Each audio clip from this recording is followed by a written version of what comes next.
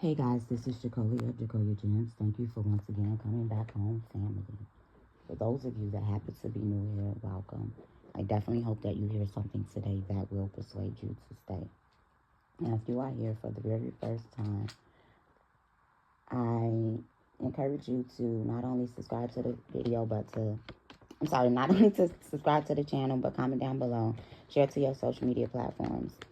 Y'all, so I know I've made a video before about Queen Naija and clearance, long-term, stuff. But I want to talk about the same topic from a different angle. So, I saw on my Explore page on Instagram, I didn't watch the whole thing, but Queen bought herself a fake engagement ring and went live laughing and joking about it. And it gave me secondhand embarrassment like Chrissy Lampkin when she proposed to Jim Jones on VH1. It's something like when your friend will tell you to ask a dude when he was going to marry you, or if you've been a woman like myself and female associates randomly start asking the dude, like, what are your intentions with my sister? And what are you doing this and doing that? I don't like stuff like that. I don't like stuff like that. I feel as if that those are the type of conversations that take place between a man and a woman. And that a lot of these conversations need to take place before relationships ever incur. So just for some background, for those of you who don't know, Queen is a Hebraic woman. She's a black Arab. I think her father is Arabic. I'm not sure from where, and her mom is black. So either way you go, she's a Semitic woman, right? And she was married before to Chris Sales. They had a YouTube channel together that I actually ended up coming across with my daughter some years ago. They were really funny. From Detroit. They were on there with Iman and Trey, two brothers who can sing. And Iman actually was dating Regina Carter for a while. These young people, they had a really funny YouTube page. Queen was always singing gospel music and everything else. Now, clearly her and Chris had some issues in their marriage. Chris committed adultery. Chris has recently come out somewhat with his side of the story. And so this is one thing that women typically have a habit of doing, is splitting into black and white thinking, which can be symptoms of complex post-traumatic stress disorder, borderline personality disorder, or forms of ADHD with the black and white thinking. So when we think about splitting into black and white thinking, this is when somebody becomes all good or all bad. And oftentimes after breakups, women lack accountability for the downfall of the relationship. And oftentimes after breakups, women lack accountability even in the relationship, which is a lot of times the downfall of the relationship. So Queen would basically come out and insinuate that not only was Chris a cheater, but she's kind of used some suggestive language about him putting his hands on her. And that's her story to tell. 100%. If that's what happened, that's her story to tell. Context matters in certain things.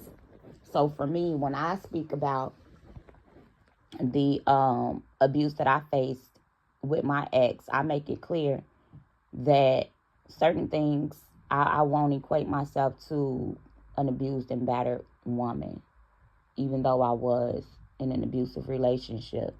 And that's because there's levels to stuff. I've never been open-handedly hit or, hit in my face and things. It's just certain things that I haven't experienced that I know other women have experienced. Yet what I experienced was gross. It was, and when I mean gross, I'm using it not in a form of disgusting, although it is. It means that it was great. I can also be cognitive and aware enough that I had no business in that relationship in the first place. I can be accountable for my actions in the relationship as well. So a lot of times what begins to happen is when women break up with men, or when they're going through that breakup process, they start to confide in and talk to another man. Queen already had a crush on Clarence, who's a YouTuber living with his mom, which nothing is wrong with. I believe that men and women should be able to live at home, go to school, go to work, save up, and leave when you get married. That's literally the Hebraic way. That's how you build generational wealth. I don't think that a man is a bum or he's lazy because he's at home. Those are his parents too. That's the house he grew up into. What's his credit score? What's his job? Is he in school? You know, like there are factors. So I'm not one of those women that throw salt at me, and I have a daughter and I have a son. I would be remiss as a mother to tell my daughter you could live here until you get married, but don't tell my son that. I think that that is backwards. So when you think about the overlapping that women do in relationships, the issue becomes that when a woman cheats, because if you are still married on paper, you're an adulteress and you need to be stoned. If you are married on paper as a woman and you decide to start dealing with a man, you're letting him know that you're not faithful, you're not a good wife, and you're a whore. No matter how he says that he feels about you, in his eyes, you will always be those things, because he was able to penetrate physically, mentally, and emotionally you, as well as that hedge of protection that's supposed to be around your marriage, even while it's falling apart. Because as a woman, there are certain sanctities that you are supposed to have about yourself while you still belong to another man. Yet the spirit of desperation oozes out of women, self included, because if I wasn't desperate, if I didn't have low self-esteem, low self-worth, lack of boundaries, and all these other things, there are many relationships that I would not have ended up in. Well, I'm specifically say the last one, because I'm normally the woman that I leave, and I leave quick. And that last one caught me like a doozy. Yikes. It took me to get old for me to have certain experiences, because I didn't have a whole bunch of boyfriends, because I view boyfriends different than the way that women do. I really don't believe in boyfriends. And men know this. That's childish to me. So for me, we be courting, and that man know, if I put a label on her, this is who I'm about to marry within the next year or so. These are conversations that I have with men before we get into committed relationships. And many women do not have conversations with men to ask them, where are you at in life? What are you seeking? What are your desires? So that you can know what category you need to place this man in. And regardless of what he tells you, you watch his actions. No man that's worth his salt will bed a woman that belongs to another man. I will always stand 10 toes down on a good arched foot with a pointed toe to begin to say in a 4-inch stiletto that I will never, ever, ever have never, ever, ever. This is in my youth, y'all. I'm not letting no slide wife me, boo me up, put no title on me. None of that. None of that. Whether you let me be your side chick or you attempt to be my side dude, we will never be in a serious relationship. The only person that I let that slide with is my daughter's father, and I broke up with him quick and gave him away. And he boo-hooed and cried about it, because I'm strict over here. I don't believe in long-term relationships, and I know this is not one size fit all. I've never believed in long-term relationships. My grandparents, and I'm not saying do this, my grandparents got married within 6 weeks of knowing each other. My parents was together for 9 months before they got married. But my father was seeking a wife. I've used the formula before. See, this be the thing. Women screw their way into relationships and expect marriages. And that's not how that happens.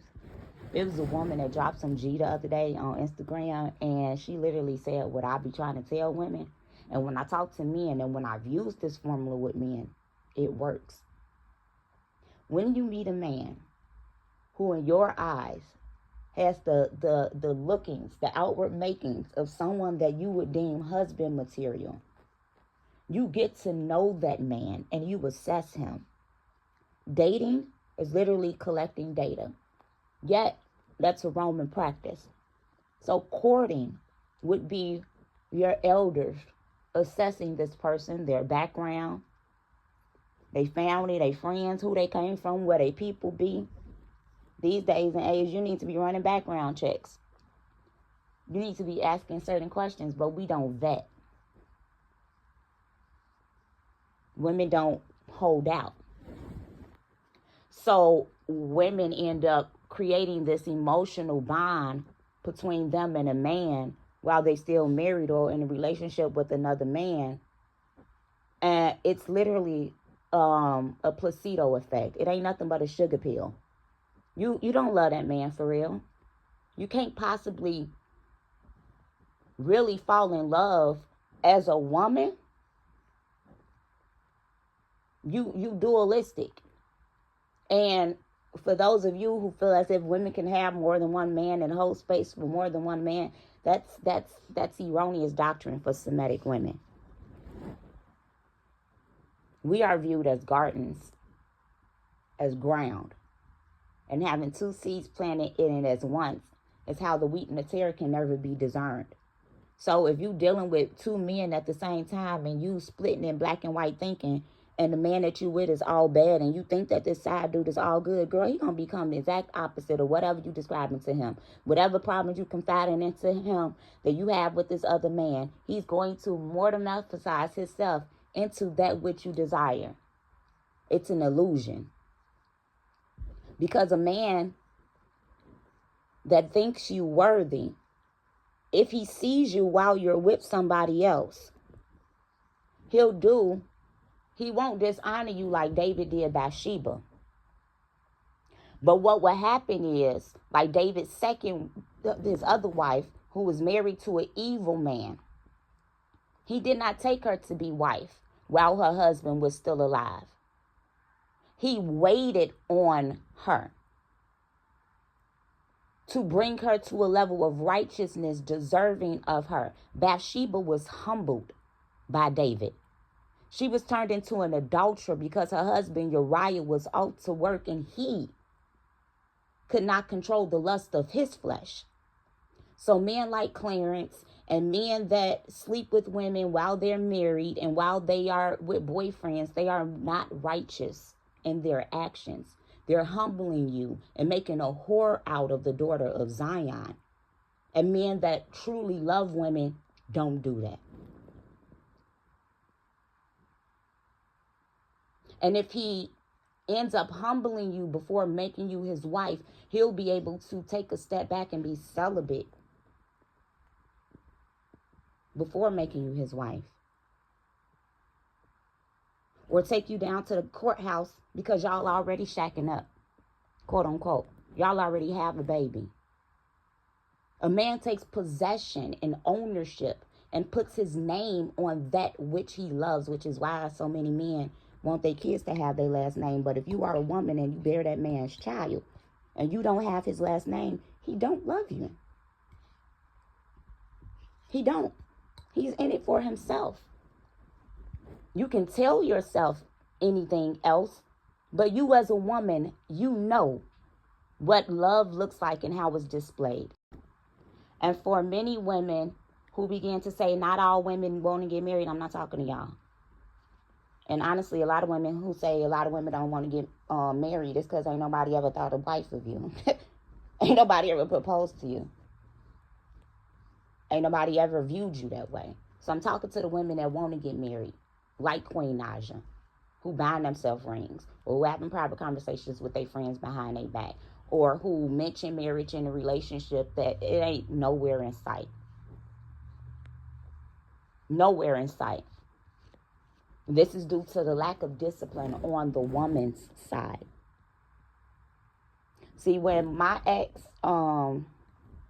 proposed to me, this is the way I handled it, right? I was a preacher. He was a preacher. We didn't go to the same church.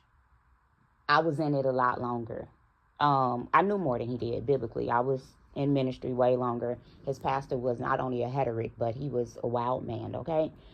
So I'm not leaving my mother and father's church to go sit under somebody else's ministry. That is just like, yeah. So for me and my ex, when we started talking, I let him know in the gate, like, you know, you're doing all this macking down on me, and woo, woo, woo, what do you want? Like, just make it plain. You're not finna get on the phone and gas me up and say you been, what do you want? What are your intentions?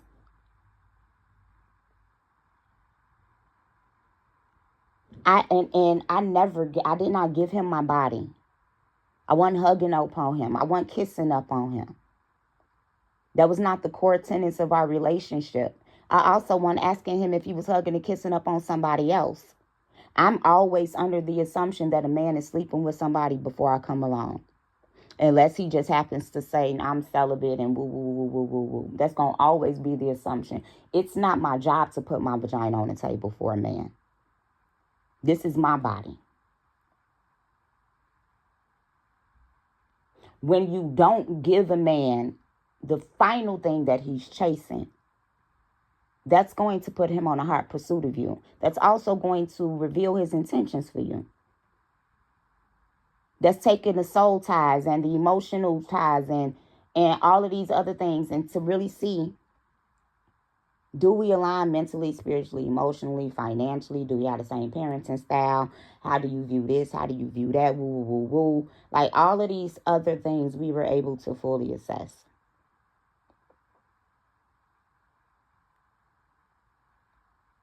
All of them. So when you give a man your body and you give him your womb, you're giving him everything of your essence as a woman. You living with him, you cooking for him, you cleaning for him. I'm sure you making his appointments. You've placed yourself in a wifely position, and he's still treating you like a side chick. He just happens to be living with you now. That's the sweet reality of it. And this be our fault. If you want something different, you have to do something different. And there are even some men that's making videos, some older men saying that you women who've been in these long-term relationships, got babies by these men or whatever, y'all just need to break up. And I'm like, whoa. But they just like, y'all just need to break up. They're not going to marry you, and by the time they marry you, you're going to resent them. There's not going to be any excitement. Because you waited. Because you're desperate. And a lot of times the man will only marry you out of obligation, out of peer pressure. And because he never got to meet the woman of his dreams. Because the woman that he would like to be with, you know, the one that wouldn't let him lay up on him, the one that wouldn't let him move in, the one that's not putting out, the one that's not paying bills, the one that's not doing all of this. The only way that he will end up marrying you is because he didn't meet that woman. Oh, but if and when he meets her, he will leave you. This is literally the circle of life. And I know some of y'all going to be like, well, it don't always turn out like that, and everybody don't get married right away, and all of this other stuff. It's just like, regardless of how you wash it, you just the cohabitating side chick to these dudes. And they make it very clear. This is Jacolia of Jacolia Gems. Food for thought.